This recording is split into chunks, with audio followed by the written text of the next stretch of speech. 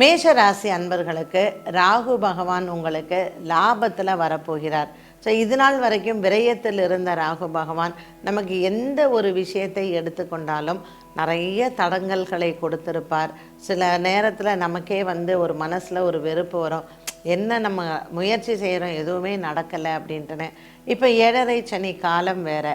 So இப்போ நடந்த குரு பெயர்ச்சி மற்றும் இப்போ நடக்கக்கூடிய இந்த ராகு பெயர்ச்சி இது ரெண்டுமே மேஷராசி நேயர்களுக்கு அனுகூலமான ஒரு பெயர்ச்சி என்று தான் சொல்லணும்.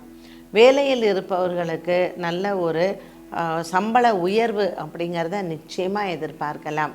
ஒரு பெரிய தொகை நமக்கு ரொம்ப நாளாக பெண்டிங்கில் இருக்குது, அது நமக்கு வங்கியிலிருந்து வரணும். இல்லைன்னா காப்பீட்டு திட்டம் நமக்கு ஏதாவது கிடைக்காமல் போயிருந்தால் அது நமக்கு திரும்ப ஒரு பல வருடங்கள் கழித்து நமக்கு கிடைக்கக்கூடிய ஒரு வாய்ப்பினை இந்த ராகு பகவான் கொடுக்க போகிறார். அது மட்டுமல்ல, கேது பகவானின் சஞ்சாரம் மேஷ ராசிக்காரர்களுக்கு 5ஆம் இடத்தில் பூர்வ புண்ணிய ஸ்தானத்தில் நமக்கு கேது பகவானின் சஞ்சாரம் இருக்குது. ஆகையினால் மேஷராசி அன்பர்களுக்கு இந்த லாபத்தில் இருக்கக்கூடிய ராகுவும் 5ஆம் இடத்தில் இருக்கக்கூடிய கேது பகவானும் நிறைய உங்களுடைய பூர்வ புண்ணிய பலங்களை அதிகரிக்கும். பரணி நட்சத்திரக்காரர்களுக்கு நிறைய விதமான லாபத்தை எதிர்பார்க்கலாம் இந்த ராகு கேது பெயர்ச்சியில்.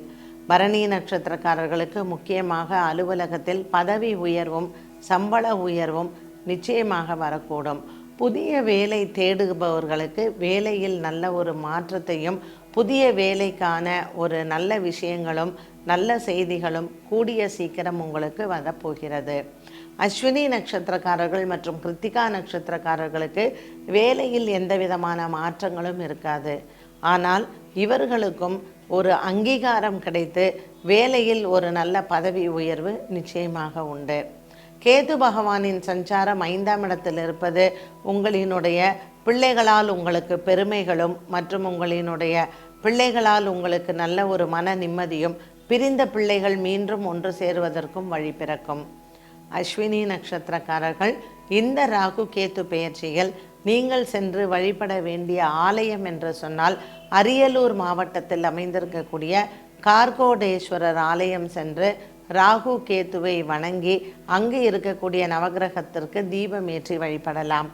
மேலும் இந்த மேஷராசியில் இருக்கக்கூடிய பரணி நட்சத்திரக்காரர்கள் ஒவ்வொரு வியாழக்கிழமை தோறும் அரச மரத்துக்கடியில் இருக்கக்கூடிய விநாயகரை 12 முறை வலம் வருவது இவர்களுக்கு நல்லது. கிருத்திகா நட்சத்திரக்காரர்கள் வியாழக்கிழமை தோறும் நவகிரகத்தில் இருக்கக்கூடிய ராகு கேத்துவுக்கு தீபமேற்றி வழிபட்டால் இந்த ராகு கேத்து பயிற்சியானது இவர்களுக்கு பலவிதமான நன்மைகளை கொடுக்கும். திருமண தடை விலகுவதும் குழந்தை பாக்கியங்கள் பெறுவதும் மற்றும் வேலையில் எந்த விதமான ஒரு மன சங்கடங்கள் இல்லாமல் ஒரு அமைதியான ஒரு உத்தியோகத்தில் இந்த மேஷராசிக்காரர்களுக்கு இந்த ராகு கேத்துவினுடைய மாற்றங்கள் உறுதுணையாகவே அமைகிறது.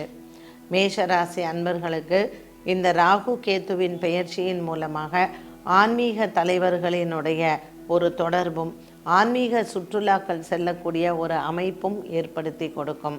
இந்த வருடத்தில், அதாவது இந்த ராகு கேத்து 18 மாத காலம் கும்பராசியிலேயும் சிம்மராசியிலேயும் சஞ்சாரம் செய்ய போகிறார்.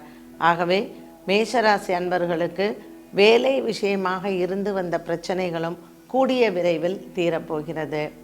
இந்த காலகட்டத்தில் இவர்கள் முறையே இந்த ஆலயங்களுக்கு சென்று இவர்கள் நவகிரகத்தில் இருக்கக்கூடிய ராகு கேத்துவை வணங்க எதிர்பார்க்கக்கூடிய வெற்றிகள் இவர்களுக்கு விரைவில் சேரும். பள்ளி பருவத்தில் இருக்கக்கூடிய மாணவ மாணவிகளுக்கும் தடையில்லாத கல்வி வருவதற்கு வியாழக்கிழமை தோறும் விநாயக பெருமானை வழிபாடு செய்து வர ராகு கேத்துவினால் ஏற்படக்கூடிய தோஷங்கள் தீரும்.